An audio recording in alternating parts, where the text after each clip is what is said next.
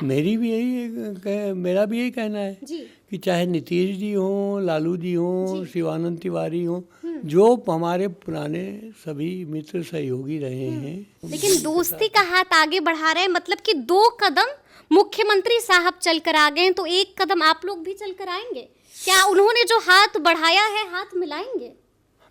हमेशा हाथ मिला, गले लगाने को तैयार हैं, गले लगाने को तैयार हैं, हमें कोई दिक्कत नहीं। नमस्कार, हमारा नाम है समरीन और आपने देखना शुरू कर दिया है लाइव सिटीज। देखिए, महामहिम राष्ट्रपति द्रौपदी मुर्मू 3 दिनों के बिहार दौरे पर हैं। आपको मालूम है कि दीक्षांत समारोह में शिरकत करने के लिए आज वो मोतिहारी भी पहुंची थी और मोतिहारी में आज उन्होंने बीजेपी के संस्थापक सदस्य रहे, बीजेपी के पूर्व सांसद रहे आर.के. सिन्हा जी को डॉक्टरेट की उपाधि से नवाजा भी है। तो आज हम सीधी बात करेंगे आर.के. सिन्हा जी से। चलिए इसमें थोड़ा सा सुधार कर लेते हैं। आज हम सीधी बात करेंगे डॉक्टर आर.के. सिन्हा जी से। सबसे पहले बहुत बहुत शुक्रिया बात करने के लिए। धन्यवाद जी। तो आज तो आपको डॉक्टरेट की उपाधि से द्रौपदी मुर्मू जी ने नवाजा है, तो सबसे पहले आपकी पहली प्रतिक्रिया हम जानना चाहेंगे। खूब बधाई। ये उपाधि मुझे नहीं दी गई है, सभी पत्रकारों को, साहित्यकारों को, गरीबों, ज़रूरतमंदों को सेवा करने वालों को, रोज़गार का सृजन करने वालों को दी गई है। क्योंकि हमारे उपाधि में जो साइटेशन में जो बातें लिखी हुई हैं, वो जो लोग कर रहे हैं उनको आज भले ही उपाधि न मिली हो, लेकिन मैं अपने माध्यम से उनको उसमें सहभागी बनाता हूँ। हाँ, तो उनको उपाधि मिली है। अच्छा। और ये बहुत पारदर्शितापूर्ण अच्छा निर्णय केंद्रीय विश्वविद्यालय, महात्मा गांधी केंद्रीय विश्वविद्यालय ने किया है। मैं उसका स्वागत भी करता हूँ, आभार भी जताता हूँ। ठीक है, अभी मैं आपको सुन रही थी, आपने एक बहुत ही अच्छी बात बोली और जितना आपको हम जानते हैं, आपके बारे में जितना हमने पढ़ा है, एक बात तो है कि आपका जो जीवन है वो काफ़ी संघर्ष भरा रहा है।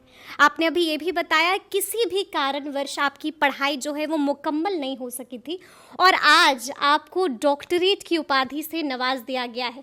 तो जो मुकम्मल हसरत नहीं हो पाई थी, आज वो हसरत मुकम्मल हो गई, अपने मुकाम तक पहुँच गई है। हाँ, आज मेरे पूज्य पिताजी जीवित होते तो बहुत खुश होते जी। आप भी काफी भावुक लग रहे हैं। हाँ, नहीं वो बात है जी।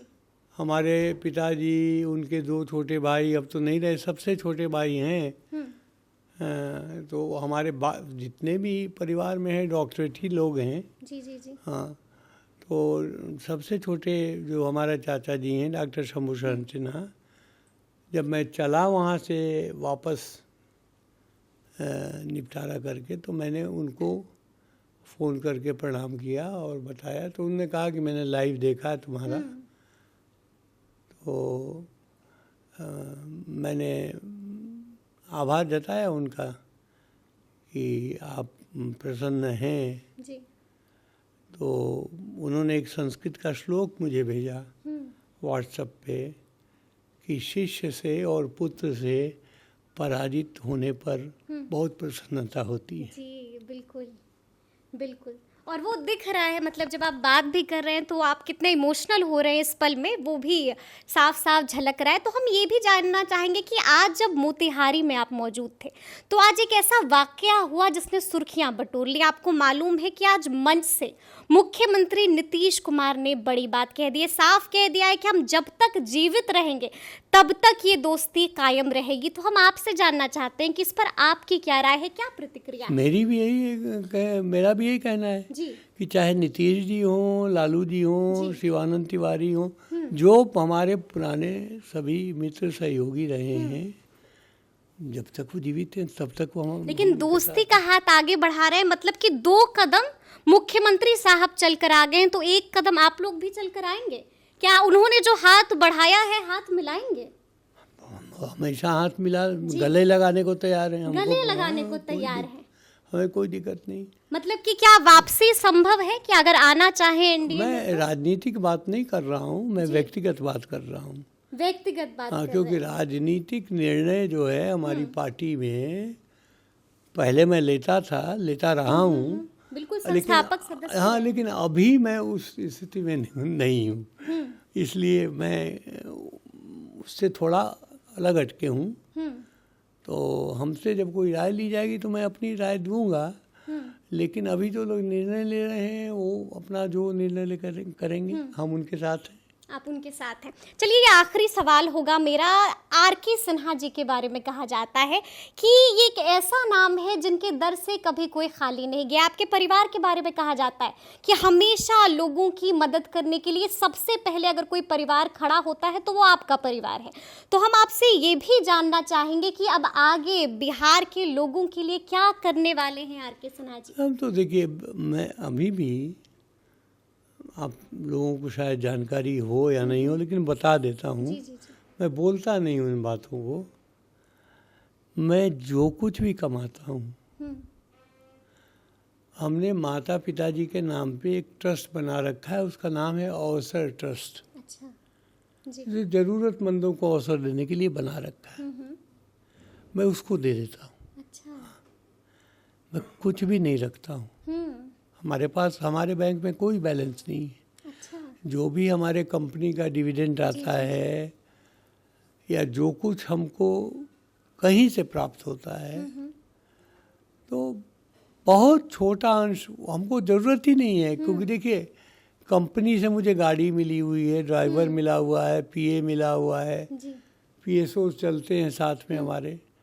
हमको आवश्यकता क्या है? देखिए, एक रोटी खाता हूँ मैं, एक रोटी सुबह, एक रोटी शाम को, बस। हाँ, बस जी। वो काफ़ी है।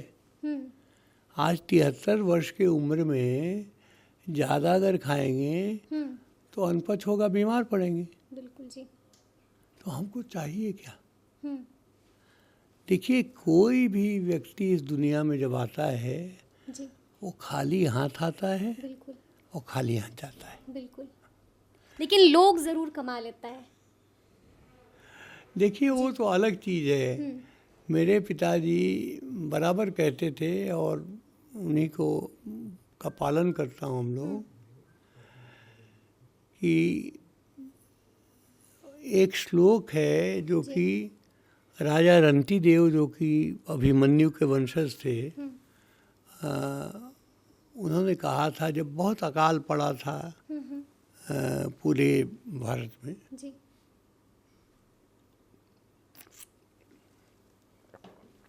किसी को भोजन मिलना मुश्किल, दिन भर तो सिर्फ शव ढो और कहीं से लकड़ी काटो, जलाओ, यही सब चलता था। और वो बेचारे जंगल में एक दिन घूम रहे थे ऐसे ही, और दाह संस्कार करके नहा वहा के वो कहीं पत्थर पे बैठे हुए थे आके, तो उनके सेवक ने एक फल ला के दिया उनको, और एक लोटा पानी ला के दिया। तो रणजीत जी बहुत प्रसन्न हुए। कई दिनों के बाद उनको एक फल उनको खाने को मिल रहा था, और पानी भी नसीब हुआ। बिल्कुल नसीब हुआ। जी। तो उन्होंने कहा कि ऐसा है कि मैं थोड़ा भगवान का ध्यान कर लूँ, उसके बाद ये ग्रहण करूँगा। तो कुछ लग गए, ध्यानमग्न हो गए। तब तक एक जो भंगी था, सफाई कर्मी, बहुत गरीब, वो भी बहुत बिलबिलाता हुआ भूख से वो आया।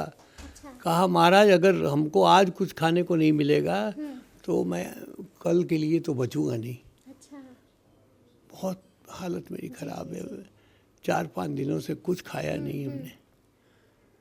तो रणती देव जी ने वो फल उनको उसको दे दिया, खा लो तुम, ये अभी आया है कहीं से मेरे पास, खा लो। जब वो खाने लगा तो कहा कि महाराज पानी पी लूँ मैं? कहा पी लो। तो उसने पानी को, उनके पात्र को गंदा नहीं किया, हाथ ऐसे करके पी लिया। जी। जब वो पी रहा था तो उसका कुत्ता आके और वो तड़पने लगा। क्योंकि उसको वो भी बेचारा उसने कुछ प्यासा था, कुछ खाया नहीं था। तो महाराज ये तो अब ये मर रहा है, इसका क्या करूं, इसको भी पानी चाहिए। तो कहा इसको पिला दो। तो कहा ये तो इस तरह से पी नहीं सकता है, ये तो चाट के पिएगा। क्या मैं लोटा सामने रख दूं? कहा बिल्कुल रख दूं। कहीं से जहाँ से पानी लाया है वहाँ मैं जाऊँगा उस झरने पे या कहीं पर और स्नान करूँगा, फिर इसको साफ करूँगा बर्तन को, फिर इसमें पानी भर के आज रात के लिए या कल के लिए उसका मैं व्यवस्था करूँगा। तो जब वो चला गया तो रंतीदेव ने एक श्लोक लिखा, वो बोला जी जी जी, जो बड़ा प्रचलित है। मेरे पिताजी बराबर कहते थे कि जीवन का उद्देश्य क्या होना चाहिए। न तो अहं कामये राज्यम, न स्वर्गं न पुनर्भवम, कामये दुख तप्तानाम प्राणिनाम आर्तनाशनम। इसका अर्थ ये है कि हे प्रभु, मुझे मोक्ष की कामना नहीं है, स्वर्ग में जाना नहीं चाहता, और यदि कामना है तो एक बात की है कि हमारे सामने यदि कोई ज़रूरतमंद तड़प रहा हो तो मैं कैसे उसके आंखों के आंसू पोंछ सकूं। तो ये इतनी बड़ी सीख हमारे पिताजी दे के गए हैं, तो मैं तो बराबर इसी काम में लगा रहता हूँ। बिल्कुल हाँ जी, और ये दिखता भी है, जैसा कि मैंने बताया कि आपके दर से कभी कोई खाली नहीं जाता है। नहीं, वो बात तो बहुत ईश्वर की कृपा है।